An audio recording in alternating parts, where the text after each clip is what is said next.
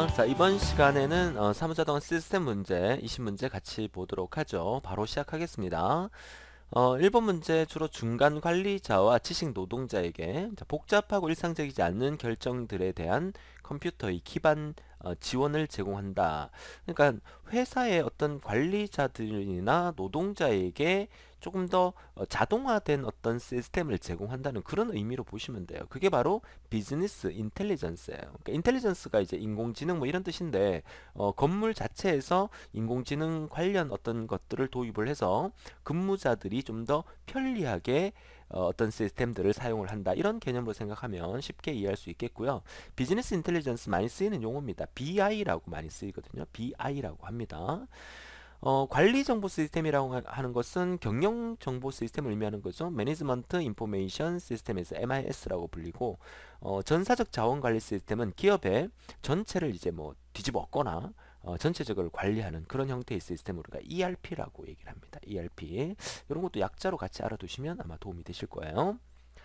자, 이번 문제는 이메일이죠. 그러니까 이메일 보안을 위해 사용되는 PGP 기능. PGP가 뭔지는 모르겠지만 이메일에 관련된 얘기 중에서 기밀성, 인증, 무결성 이런 것들이 이메일에서 PGP에서 제공하는 기능이고요. 부인이라고 하는 것은 보통 이제 부인 방지 이렇게 얘기하는데 그 와이프의 부인이 아니고요.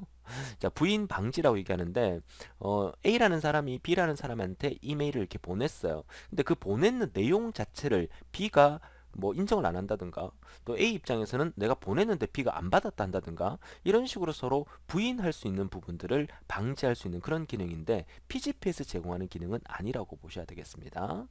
정답은 1번이고요. 3번 문제는 좀 옛날 문제 같은데요. 우리 프린트기는 충격식과 비충격식이 있어요. 충격식은 말 그대로 충격을 가해서 프린트하는 형식이고 비충격식은 충격이 없는 거예요. 도트 매트리스 프린터나 뭐 활자 프린터 이런 것들은 종이에다가 충격을 가해서 프린트하는 거죠. 요즘도 가끔씩 볼 수 있는 데가 어디냐면 그 은행에 가면 통장 자동 정리기가 좀 오래된 것 같은 경우에 통장을 이렇게 밀어넣게 되면 찍찍찍 막 소리가 나요. 그렇게 하면 통장에다가 막 충격을 가해서 점을 찍어서 인쇄하는 그런 형태를 우리가 도트 매트릭스 프린트라고 하고 레이저 프린터와 잉크젯 프린트는 비충격식이고 여러분이 더 잘 알 거고요.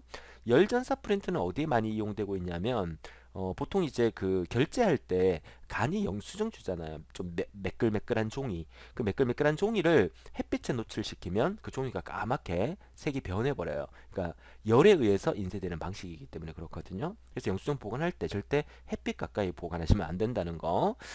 그래서 정답은 1번으로 보시면 되겠습니다.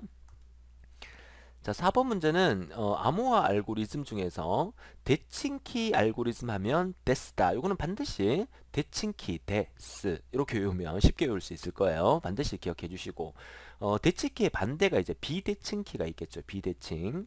비대칭키의 대표적인 것은 우리가 RSA라고 합니다. RSA. 이 RSA가 비대칭키의 대표적인 건데 우리가 이제 대칭키는 데스고 비대칭키는 RAS다라고 여러분이 일단 외워두시고 이게 무슨 말이냐면은 그 암호잖아요. 암호. 대칭키는 말 그대로 대칭이 된다는 얘기잖아요. 같은 형태의 데이터를 암호를 해서 또 받는 사람 입장에서도 또 같은 형태로 만들어서 보내는 측과 받는 측을 대칭시켜서 똑같이 만든다. 예를 들어서 뭐 군대에서 이제 그 암구어라고 부르는데 오늘 암구어는 뭐 예를 들어서 뭐 충성이다. 충성. 그러면 A가 이렇게 가다가 B가 야 암구어 뭐야? 그 암구어를 대라. 뭐 이렇게 하면 충성하면 똑같은 충성이 나와야만 통과가 되는 거잖아요. 그러니까 이런 의미가 대칭키라고 보시면 돼요. 그러니까 똑같은 상태. 근데 비대칭키는 어떤 개념이냐면 RSA의 뭐 개념을 제가 설명을 드린다면 여러분 은행에 그 시크릿 카드 있잖아요. 시크릿 카드. 그러니까 시크릿 카드는 모든 은행에서 여러분들에게 물어줍니다. 자, 시크릿 카드의 22번째 숫자 앞에 두 자리를 뭐 입력하세요. 이렇게 물어주잖아요.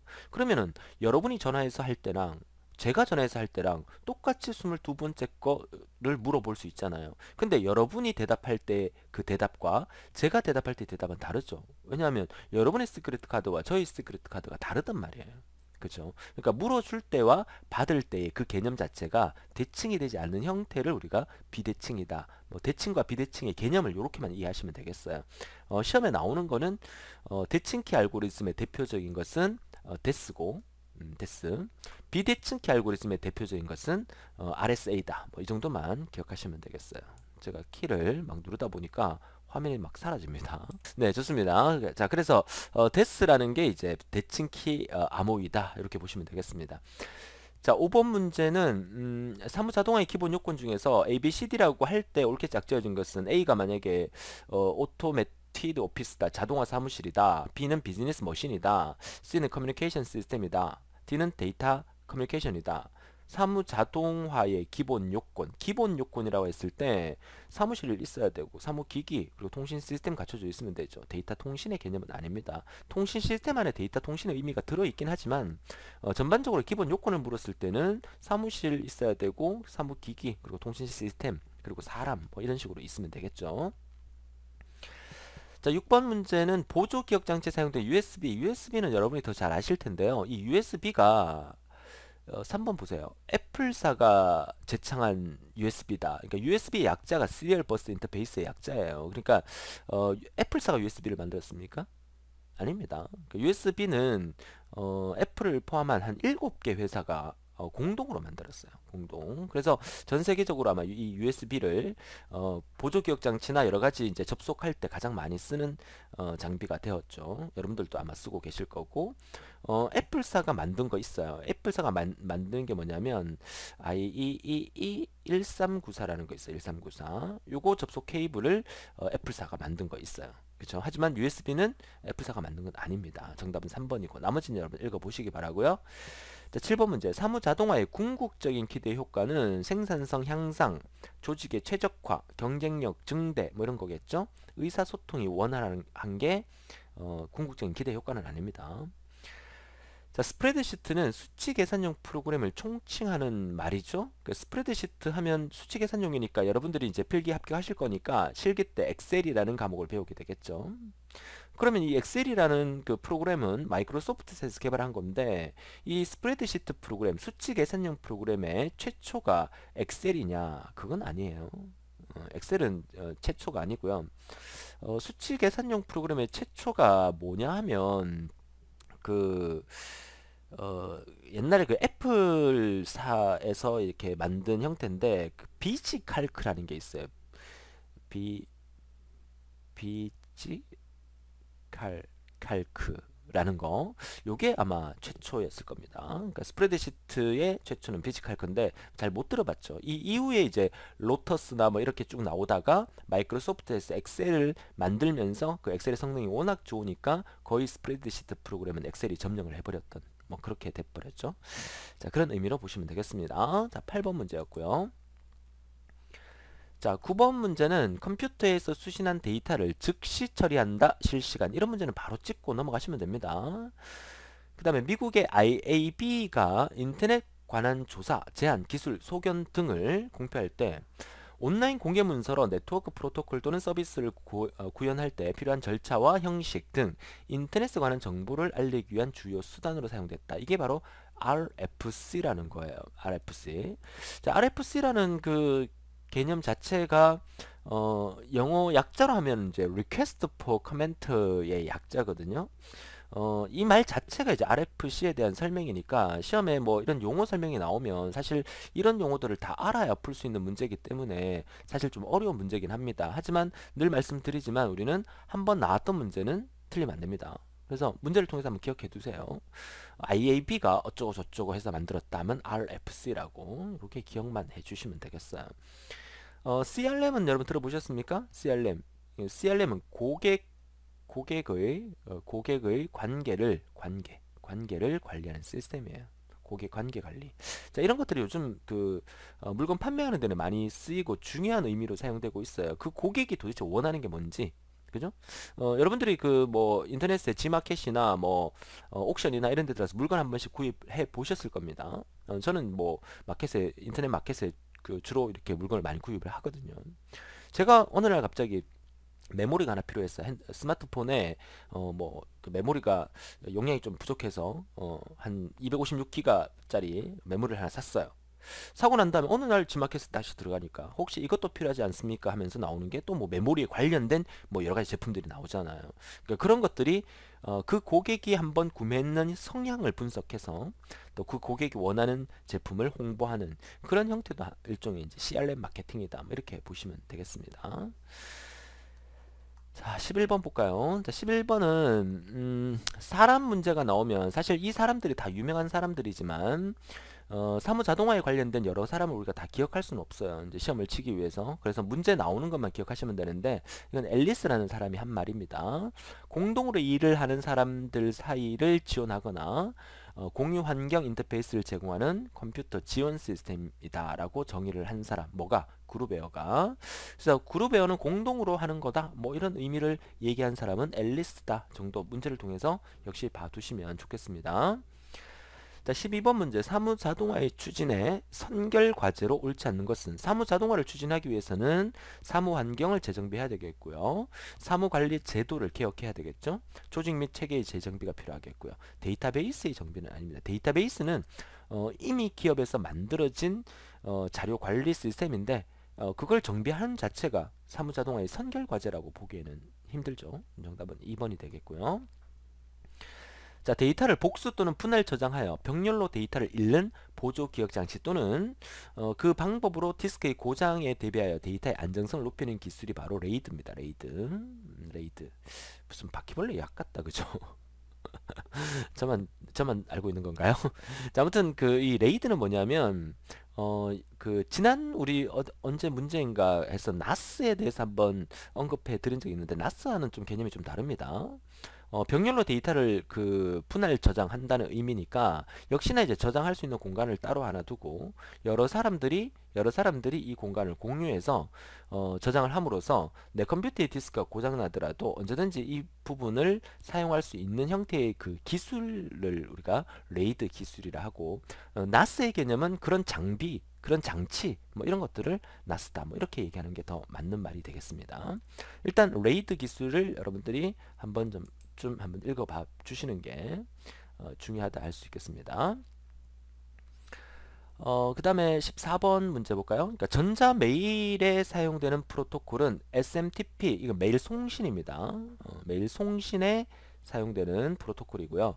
POP3는 메일 수신에 사용되는 프로토콜이에요.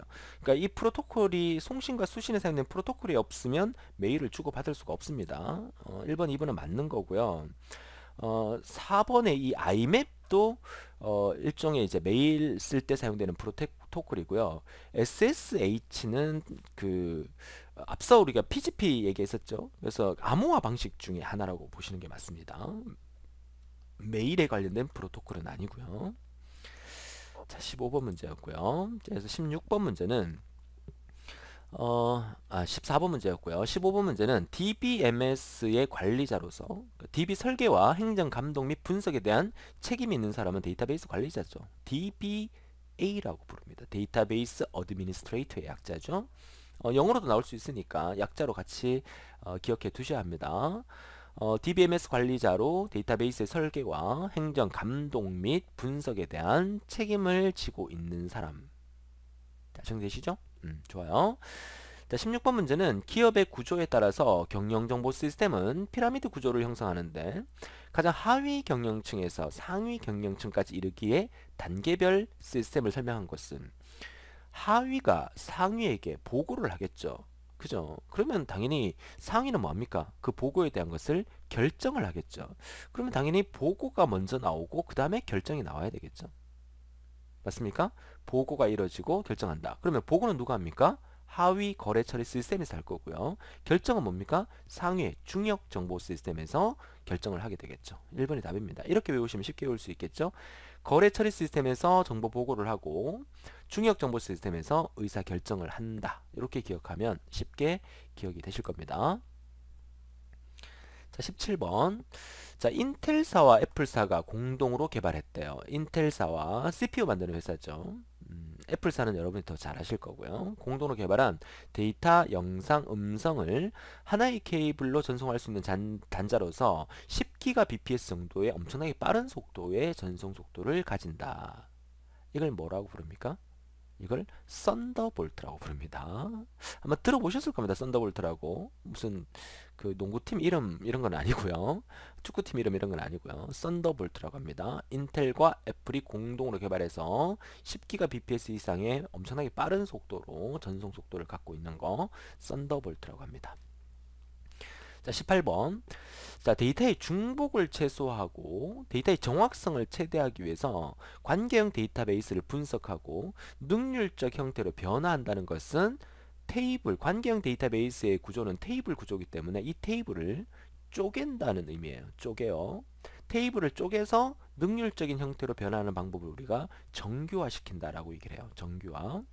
우리가 이제 정보처리 기사나 정보처리 산업기사에서는 정규화가 데이터베이스 과목에서 아주 중요하게 나오고 있는데 그 정규화가 이제 제1정규형, 제2정규형, 제3정규형, 뭐 보이스코드 정규형, 4정규형, 5정규형 뭐 이런 순서가 있습니다. 근데 우리 사무자동화에서는 거기까지 알 필요는 없고 정규화에 대한 개념만 18번 문제를 통해서 알아두세요.